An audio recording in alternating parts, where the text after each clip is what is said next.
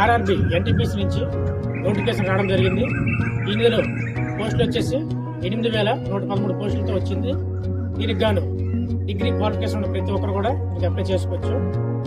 ఇంకా ఫీజు విషయానికి వస్తే ఆల్ కేటగిరీ చెందిన వారికి 500 చెల్లించాలి.